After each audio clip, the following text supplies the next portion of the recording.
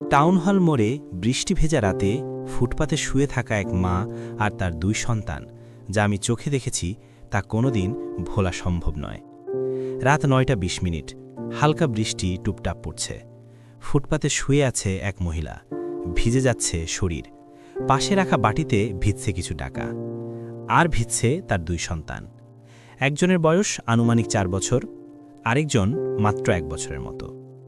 বড় ছেলেটি বারবার মায়ের মাথায় ঠুকছে আর ডাকছে, মা মা, কিন্তু মা কোনো সাড়া দিচ্ছে না। ছোট্ট শিশুটি গভীর ঘুমে, বৃষ্টির পানিতে ভিজে যাচ্ছে পুরো শরীর, তবুও ঘুম ভাঙছে না। আমি প্রথমে রাগ করেছিলাম, ভেবেছিলাম এটা ভিক্ষাবৃত্তির কৌশল। চিৎকার করেও কোনো সাড়া পায়নি।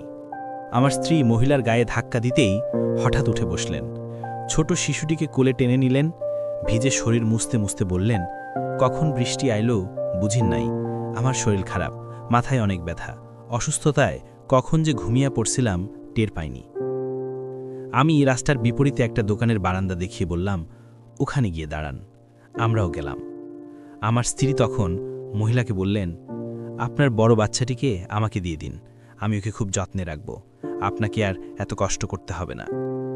মহিলাটি বিস্মিত চোখে তাকিয়ে বললেন, না না, আমি ওরে পড়ামো, ও আমারে ছাইড়া যাইব না, আমি ওরে থুইয়া থাকতে পারব না। একটা অচেনা মায়ের কণ্ঠে এমন দৃঢ়তার সাথে বলা কথা আমার বুক কাঁপিয়ে দিয়েছিল।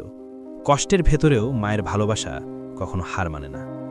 আপনারও কি আছে এমন কোনো গল্প যা মানুষকে কাঁদাতে পারে, অনুপ্রাণিত করতে পারে, অথবা ভাবতে বাধ্য করতে পারে? আপনার গল্প শেয়ার করুন আমাদের সাথে, সবার গল্পে, কারণ সেরা স্টোরি টেলার পাবেন স্পেশাল রিওয়ার্ড। আপনার গল্পই হয়তো বদলে দেবে অন্য কারো জীবন।